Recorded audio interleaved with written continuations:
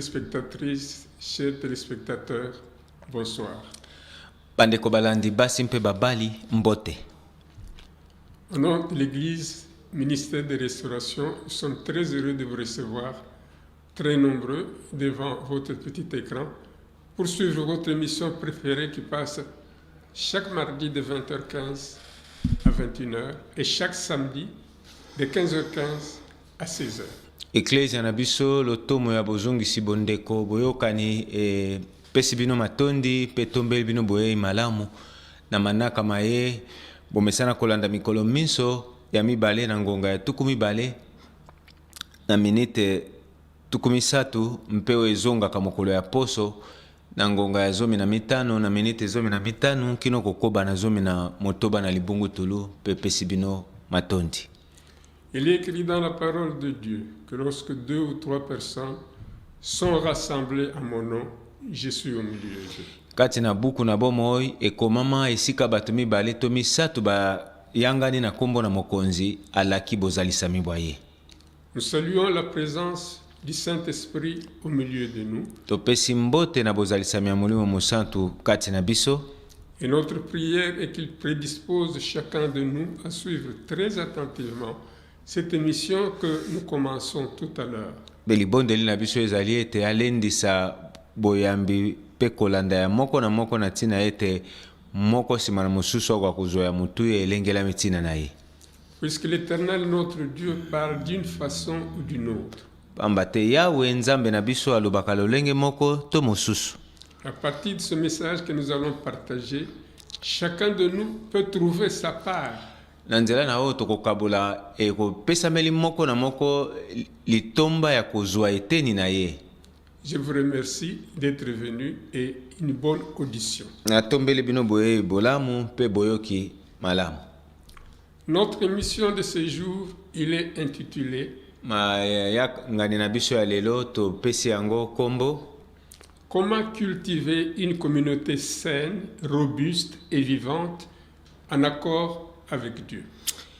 Ndenge nini ko bokolo to kokolisa eyangelo oyo ya petwa oyo lenda ngwi mpeo eza na bomoi na boyokani na likanisi ya Nzambe. La réponse est que il faut faire un travail dur et yano ezali ete elongo bani kosala musala ya makasi de nous entendre les uns les autres koyokana bamoko na basusu et de nous traiter les uns les autres avec dignité et avec honneur. Mpe kokuka kobika elongo na basusu na limemia mpe na esengo. Deux textes bibliques nous accompagnent dans ce partage. Il s'agit de Jacques 3, verset 18 et puis Acte 2, verset 42. Bongo tozali bongo na molongo ya makomi mibale oyo kosunga biso mpona kokuka bongo kolendisama na nzela na oyo tolengeli na nzela na mama ya likambo oyo boye tozali na mukanda ya Yakobo mokapo misatu nzela ya 10 mpe misala ya bantoma mokapo mibale nzela ya 12 na mibale. Et s'aimer dans la paix par ceux qui recherchent la paix. Mbuma ya boyenge bene mbuma ya bosembo elonamaka kati na kimia na baebalukaka kimia. Il persévérait dans l'enseignement des apôtres, dans la communion fraternelle, dans la fraction du pain et dans les prières. Bazalaki koyika mpiko kati na malakisi ya bantoma, kati na bomoko ya bondeko, kati na bokabolilipa elongo mpe na mabondeli. Amen. Amen. Nous allons donc subdiviser notre exposé en 18 étapes. Aujourd'hui, nous allons parler sur 10 à 11 étapes et les 8 restants, nous allons les développer mardi prochain. Toko kabola boye malakisi na biso na biteni na mwambe bongo lelo sika toko kenda kosimba kino na kobanda yambo kino zomi mpe tenu etikali nde tokozwa libako ya kokabola yango na mayanga na biso ya mbaleko ya. Donc dans l'introduction, nous allons dire que pour cultiver donc une communauté fraternelle saine, robuste et vivante en accord avec Dieu, nous allons conclure donc une alliance de groupe qui inclut 9 caractéristiques de la communion biblique. Na boyene kotiseli tolobaki ete mpona kokoka bongo kosimba malamu mama ya likambo tozolobela wa ndenge kani kobokolo lingomba oyo ezali petwa oyo ekemba ekokisama mpenza mpe oyo eza na bomoi na lisanga na nzambe elongo bani malamu mpenza ete tokoka bongo kosimba biteni libwa oyo tokoka bongo kososolisa biso na mabongisi mai. Nous avons parlé déjà de la communion fraternelle. Dans cette communion fraternelle, il y a déjà quelques caractéristiques que nous avions citées. Et si laki biso na bambaleleki na mayanga na biso kolobela tina na oyo etalaki bongo bomo lisanga to lingomba pe toyebaki na kopesa ndambu ya bilembo kati na yango totangaki. Donc dans ce que nous avons cité, il y a au moins 5 premières caractéristiques qui ont été citées. Na oyo mitano na oyo tosi totangaki ezalaki mitano mobimba oyo biso tokoki bongo kolimbola. Mais il reste au moins 4 caractéristiques qui vont être citées dans ce que nous allons présenter tout à l'heure. Là, il s'agit donc de la confidentialité, la fréquence, l'humilité et la courtoisie. Je vais répéter ça, allez-y. Ah, boye, ezali sikawa, lokola totangaki mitano elekaki, bongo sikawa lelo boye tokokoba na kolobela oyo ezali bozindo ya sekele, confidentialité. Confidentialité. Pe sima na yango elandi ya mibale. Fréquence, motango ya bokutani. Et puis l'humilité, humilité. Bomikitisi. Et puis la courtoisie. Pendenge malamu ya elobeli.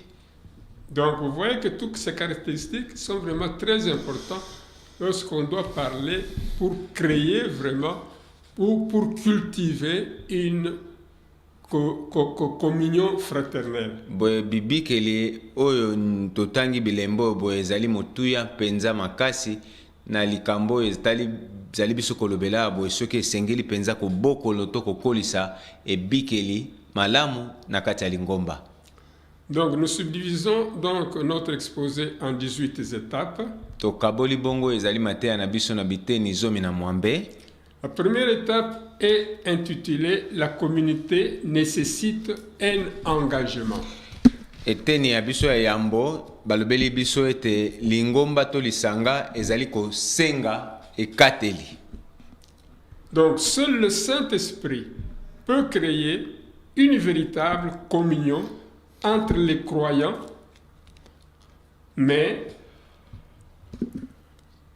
il la cultive à travers le choix et les engagements que nous prenons. Kaka molimo mosantu bandeko ndakoki kobokolisa to kokolisa oyo ezali lingomba kasi na mitema na biso bato tozobika yango na nzela ya mpona mpe na nzela ya ekateli. On nous dit que l'apôtre Paul souligne cette double responsabilité Ntoma Paulo abeti sete na mukumba mibale oyo lorsqu'il nous dit ce qui suit. Tango alobi maloba maye. Nous sommes unis dans la paix par l'esprit. Tosangani na kimia na nzela ya lisungi ya mulimo. Alors faisons tous nos efforts na boye biso banso toyeba na koyika mpiko kosala makasi pour continuer ensemble de cette manière. Mpona kokoba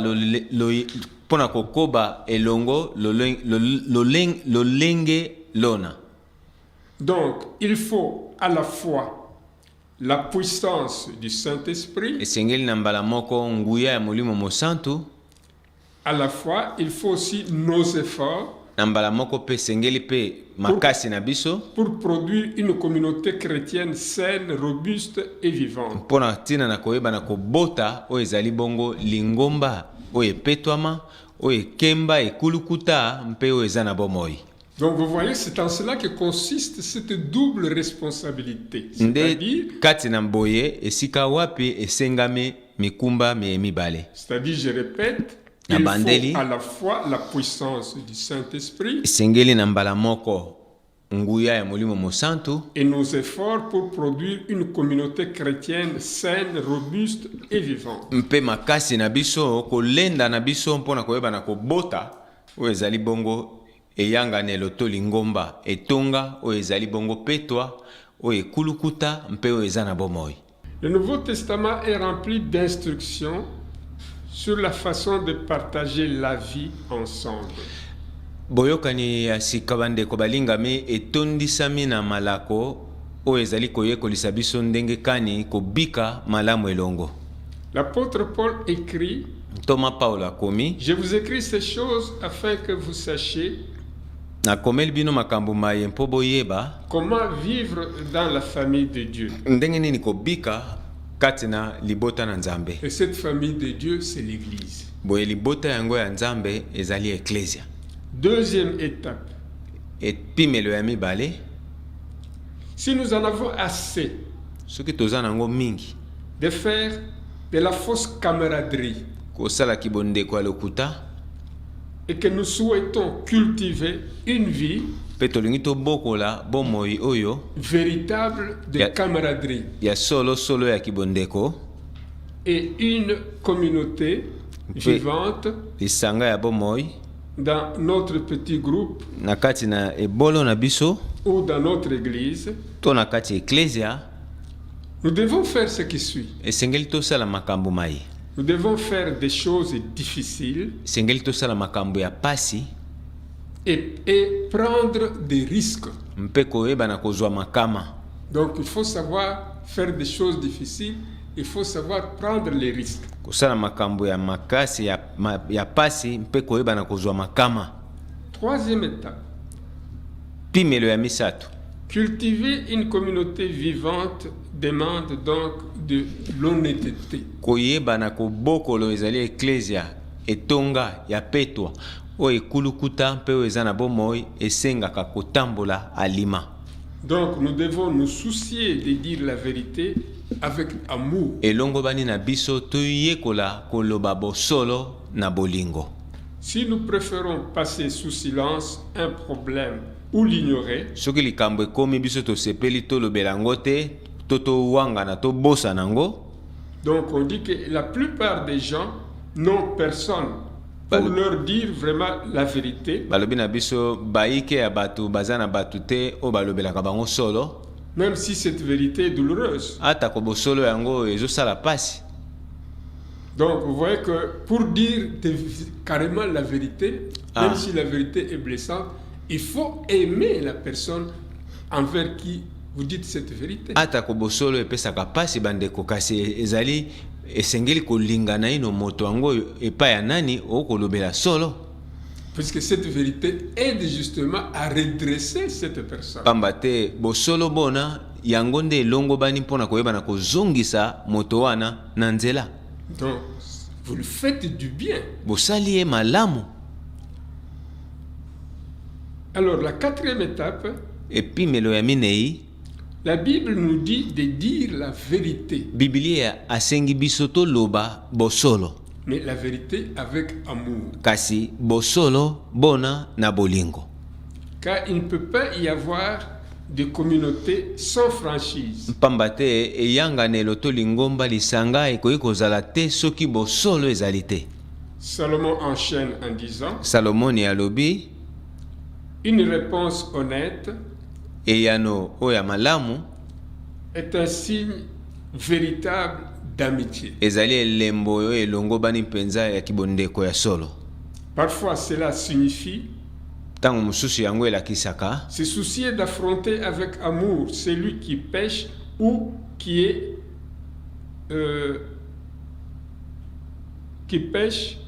tenté de pécher.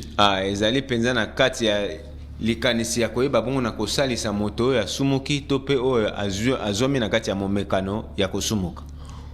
L'apôtre Paul enchaîne en disant, frères et sœurs, ntoma paulo abakisi mpe alobi bandeko balingami basi mpe babali, si quelqu'un dans votre groupe soki moto moko na yanganelo na bino fait quelque chose de mal, asali likambo moko ya mabe, vous qui êtes spirituels, bino baye bozwami bato na molimo, vous devez donc aller vers cette personne elongo bani bokenda epai na ye et l'aider avec amour mpe bosunga ye na bolingo à se rétablir. ayeba na kozonga malamu.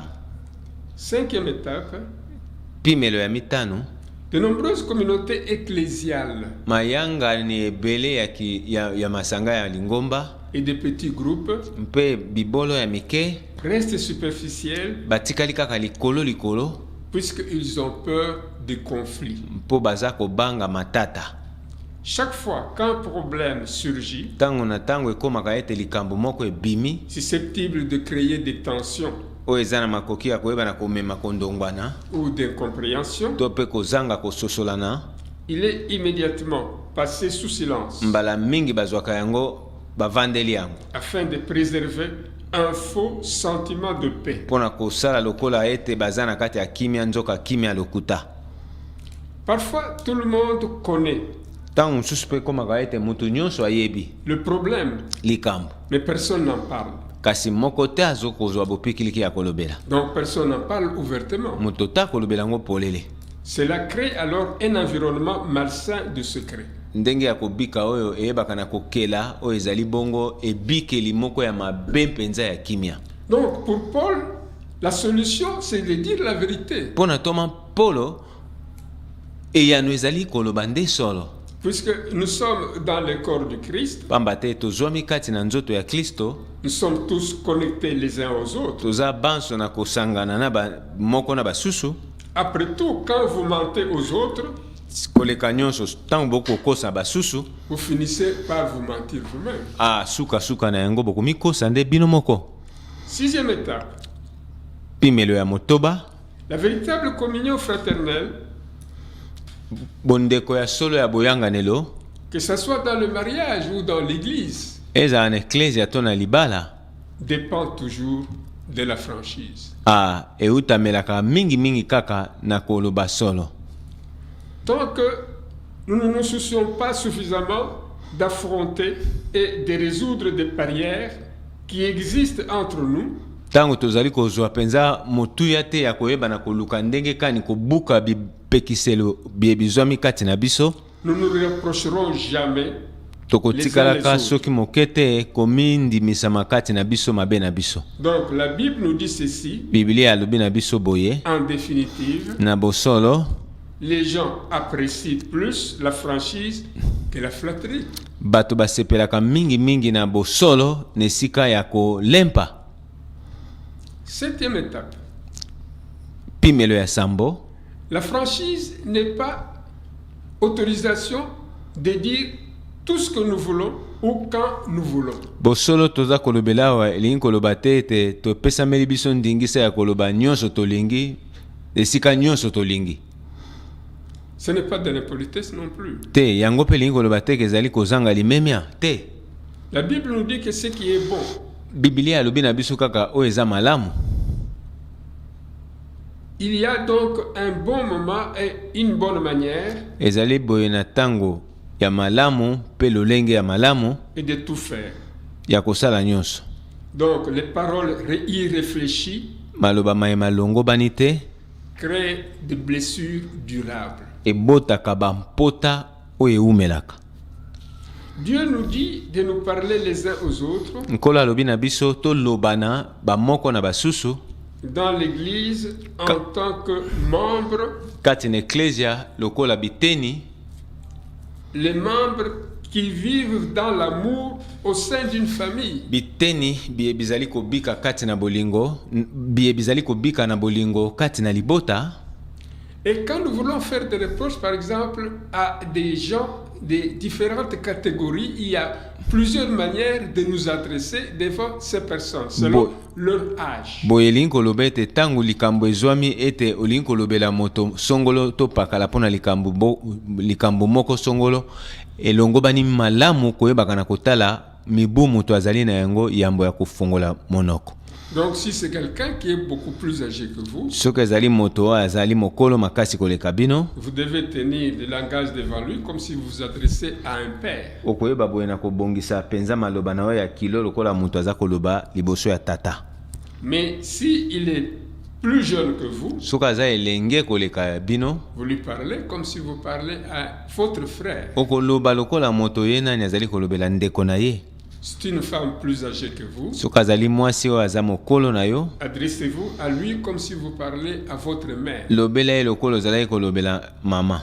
Si c'est une femme qui est plus jeune, bien sûr, soki ezali mwasi oyo azali elenge koleka bino, adressez-vous à lui comme si vous parlez à une sœur. lobela ye lokola moto akoloba na ndeko mwasi. Donc l'apôtre Paul, boye ndeko Polo, ça c'est fini donc pour cette partie. Nous allons commencer maintenant la 8e étape. eteni oyo esilisi kawa tokoti bongo na eteni to epimelo ya mwambe. Donc dans la 8e étape, l'apôtre Paul était en train de reprocher les fidèles de l'église de Corinthe puisqu'ils avaient une loi passive. awa na boye tomoni ete ntoma Paulo azalaki kosala bongo maloba oyo alobelaki yango na bandimi ya eklese ya Korinti mpo bazalaki na mibeko moko penza malonga te. Une loi passive ou du silence oyo ezalaki kobatela kimia, qui permettait donc l'immoralité donc au sein de la communion fraternelle. oyo epesaki penza bato ndingisa ya koyeba na komibwaka na oyo ezali misala ya bolema katikati ya bondeko ya lisanga. Il a déclaré, mpe alobaki, nous ne devons pas simplement sengeli na biso kaka te détourner donc les regards et espérer que cela disparaîtra de soi-même. kolongola kaka miso na biso mpe kotia elika ete oyo etikali wana ekosila kaka yango moko.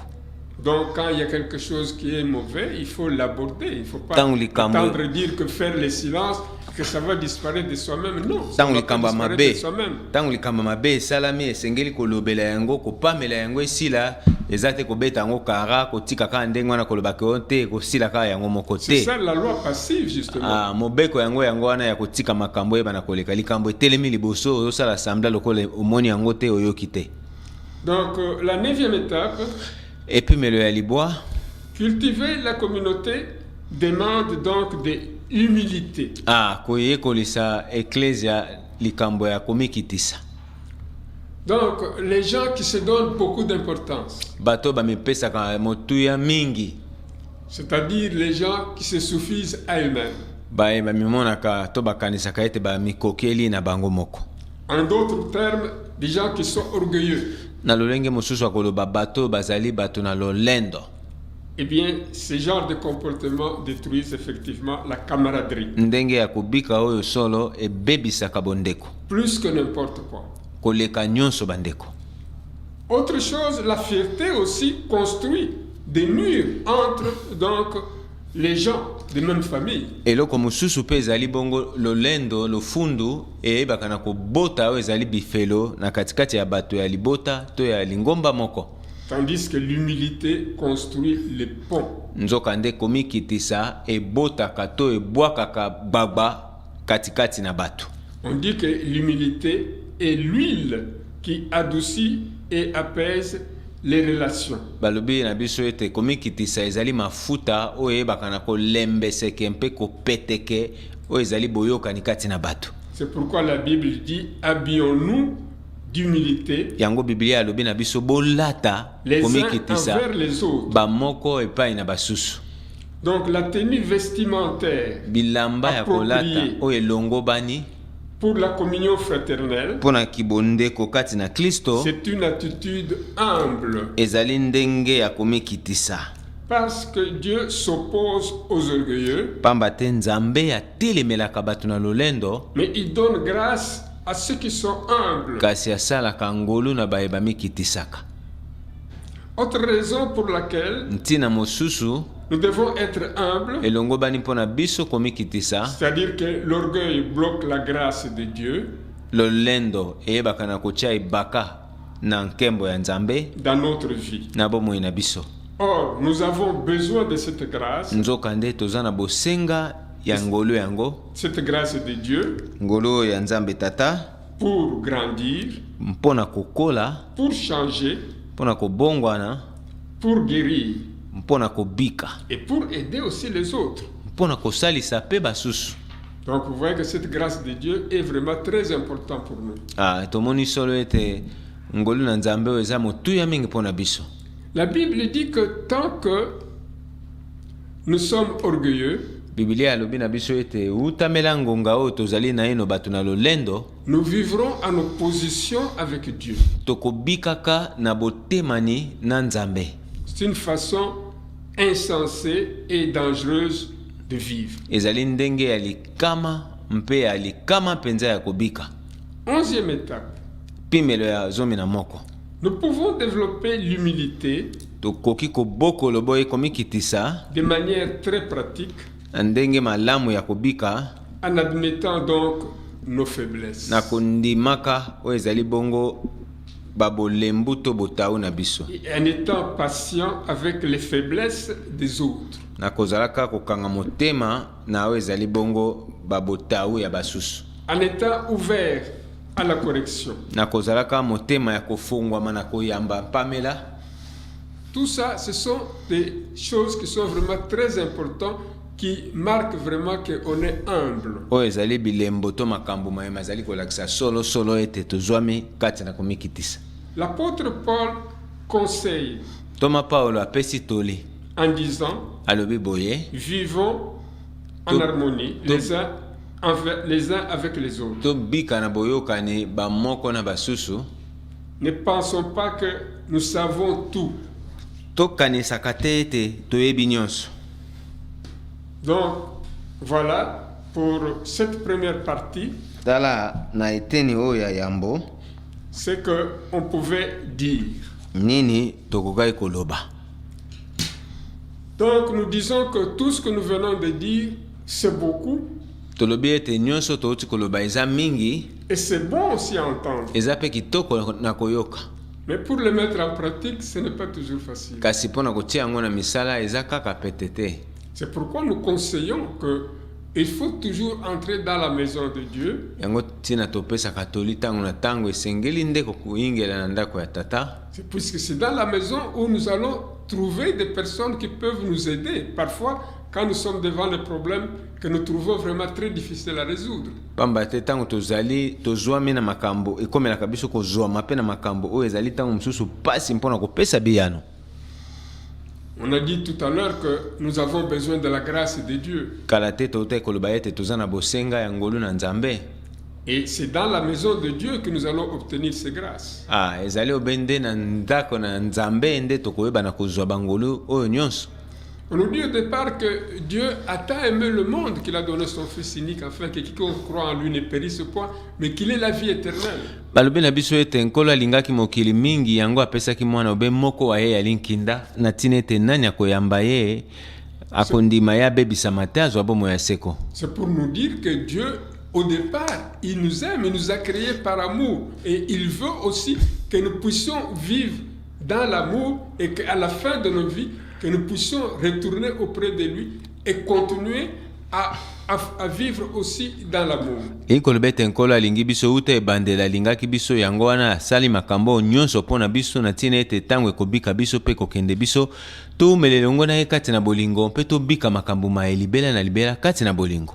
Ce qui est embêtant dans toutes ces choses, c'est ce qu'on appelle le péché.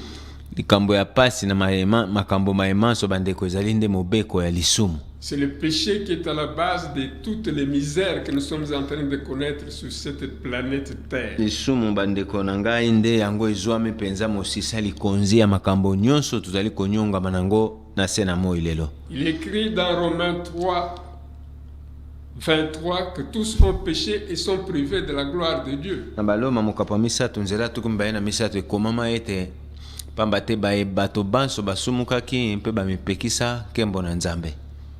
À partir du péché, il y a eu un pont entre Dieu et sa créature. Na nzela ya lisumu bandeko ezalaki boye na gbagba oyo etiamaki kati na Nzambe mpe bato bikelamu bia ye.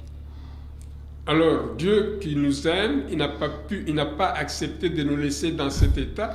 il a envoyé son Fils unique, il a sacrifié son Fils unique afin que ce pont qui était cassé soit rétabli entre Dieu et sa créature. tomoni solo ete nkolo nsima na ye kobendana na bikelamu na ye ye mei nde azwaki epuse ya kobwaka gbagba to ya kotia pont oyo epesi moto makoki akoka bongo kozonga kobelema epai na nkolo na ye bolingo na ye kaka nde esalisi makambo oyo boye.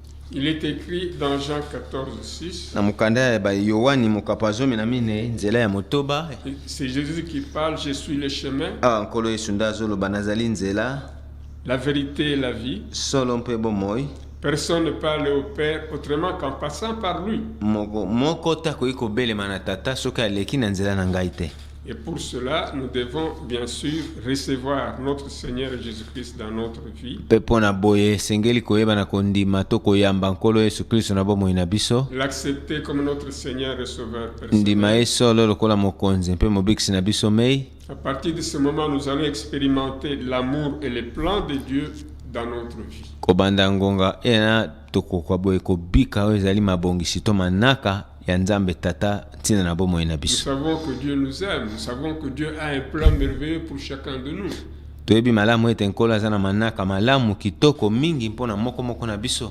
Mais il faut bien sûr un guide qui va nous aider comment nous allons connaître ce plan et marcher selon ce plan de Dieu pour bénéficier de tout ce que Dieu a préparé comme bénédiction pour nous sur cette terre. kasi esengeli malamu kokambama kolanda oyo ezali ndingisa na ye mpona moko na moko akoka bongo kosangwela mabongisi maemanso malamu nkolo alengeli mpona moko na biso. Mais comment allons-nous alors recevoir notre Seigneur Jésus-Christ Na dans boye. notre vie et l'accepter comme notre Seigneur et Sauveur personnel? ndenge nini koyamba nkolo yesu kristo na bomoi na biso mpe kondimela ye lokola mokonzi mpe mobikisi na biso mei? Jésus-Christ, il est Dieu, il Col- est esprit, on Col- ne le voit pas, on ne peut pas le toucher. nkolo yesu kristo azali nzambe amonanaka boye te na miso moto akoki kosimba ye mpe aza te. On ne peut le faire donc que par la foi. na boye ekoki obe kosalema na nzela ya kondima. C'est pourquoi il est écrit dans Jean 1:12, yango na mokanda ya yohani mokapo ya yambo nzela 12 ekomami à ceux qui l'ont reçu, na bayeba ndimi ye à ceux qui croient en son nom, bayeba kondima nkombo na ye il a donné le pouvoir de devenir enfant de Dieu. pesi bango bokonzi ya kokoma bana na nzambe. Donc, il nous a donné un certificat d'acte de naissance céleste qui nous permet d'échanger donc notre attribut Na boya de pesi biso. créature de Dieu en enfant de Dieu. na boye apesi biso lokasa oyo ezali kondimisa solo ete tobotami mbotama ya sika oyo ekomisi biso bana na nzambe. Il nous est écrit dans Apocalypse 3:20, et c'est Jésus qui parle. kanda ya apocalypse to mpe monisekele ya misato 3:20. nzela ya 12 elobami boye: Voici, je me tiens à la porte tala na telemi na ekuke et je frappe. mpe nazali kobeta. Si quelqu'un entend ma voix et ouvre, soki moto ayoki mongongo na ngai mpe afongoli, j'entrerai chez lui, nakokota epa na ye, je souperai avec lui et lui avec moi. nakolia elongo na ye mpe ye elongo na nga. C'est-à-dire en ce moment que nous sommes en train de parler, lingi koloba ete na ngonga oyo toza koloba, Jésus-Christ est devant la porte de ton cœur. nkolo yesu kristo azwami liboso ekuke ya motema na yo, Il frappe. azali kobeta. Si tu lui ouvres, il va entrer dans ton cœur, kofongoleli ye akokota na motema na yo, il va souper avec toi et toi avec lui.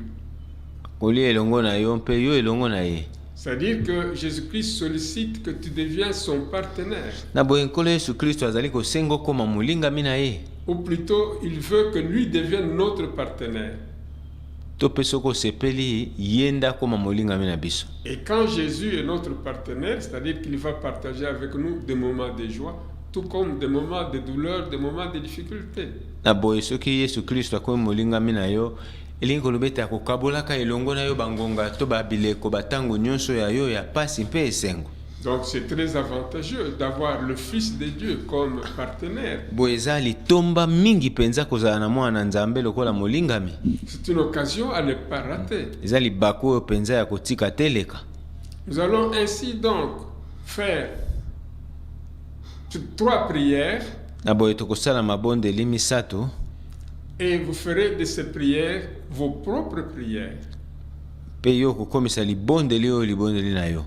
La première prière, ce sera la prière d'acceptation, c'est-à-dire que nous acceptons Jésus-Christ, qu'il vient dans notre cœur, nous l'accueillons et nous l'acceptons comme notre Seigneur et Sauveur personnel. Aboye ndeko na ngai sengeli moko na moko asimba malamu makambo ya sosola ete Yesu Kristo ametiki na disposition na biso na tina ete ye o andimi ye azwa ekateli wana ya kokomisa ye mokonzi mokambi mpe motambwisi na ye mei. Et deuxièmement, nous allons renoncer donc aux œuvres de Satan, celui qui est l'ennemi de Dieu, qui est aussi notre ennemi. Sima na boyambi yawe sengeli na biso mpe kosala libondeli ya koboya mpe ya kobwakisa misala ya satana pamba te ye satana oyo azali monguna ya nzambe na biso azali mpe monguna to moyini na biso. Et la troisième prière, nous allons adresser au Saint-Esprit, qui est la prière d'action de grâce pour remercier le Saint-Esprit. Bondeli ya misato ezali oyo ya kubozongisi matondi epai na nkolo Yesu Kristo epai na molimo na nzambe oyo azali nzambe. La troisième prière, c'est adressée au Saint-Esprit. Libondeli na biso ya misato ezali bongo kolobela molimo mosantu. C'est la prière d'action de grâce. Ezali boye libondeli ya bozongisi matondi. Donc maintenant, nous reprenons par une prière d'acceptation, accepter Jésus-Christ et l'inviter dans notre vie. Na libondeli ya boyambi nkolo na biso Yesu Kristo. Seigneur Jésus-Christ. Kolo Yesu Kristo. Je reconnais que jusqu'à présent, j'ai conduit seul ma vie. Nandimisa misolo ete kino ngonga oye nazokamba bomoi na ngai mei. Je te demande pardon pour cela. Tina na yango na sengi obolimbisi. Je sais que toi tu es mort sur la croix à ma place. Ebi solo ete yo waki ne kulusu ne sika na ngai. Tu as versé ton sang sur la croix de Golgotha pour la rémission de mes péchés. Baki na kokaba bomoi na yo na kulusu mpona masumu na ngai. Pour que je puisse avoir accès à la vie éternelle, que je devienne véritablement ton disciple. Nazwa makoki ya kobelema na bomoi ya se kompena koma solo molandi moyekoli na yo.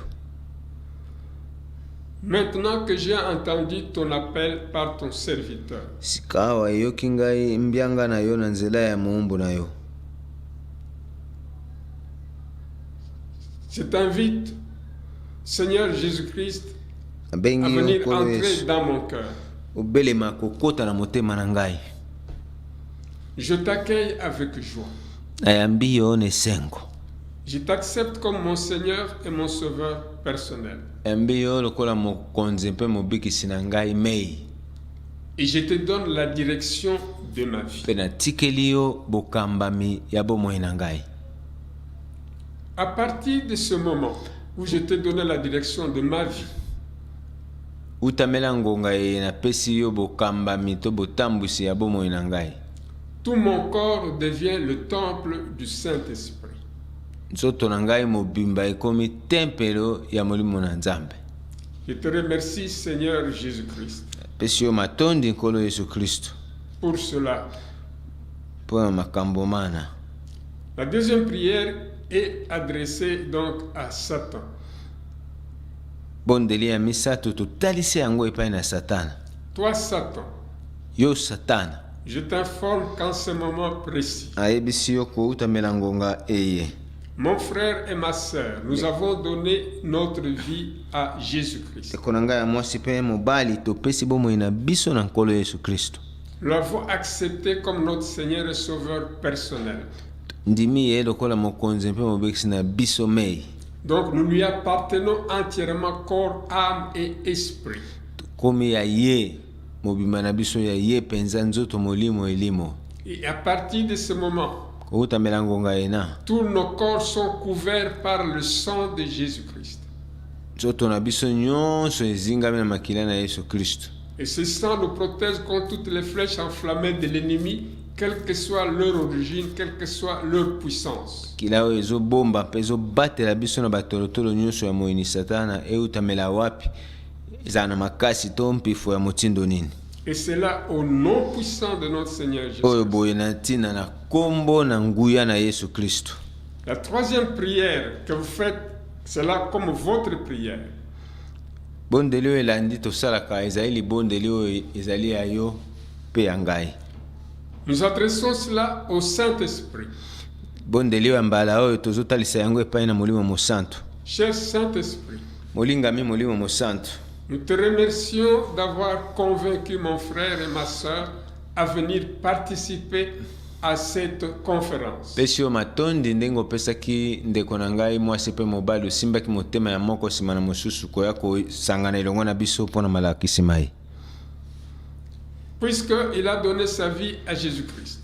Pamba te apesi bomoi na ye na nkolo Yesu. Puisqu'il a reçu des bénédictions de la part de notre Seigneur Jésus-Christ.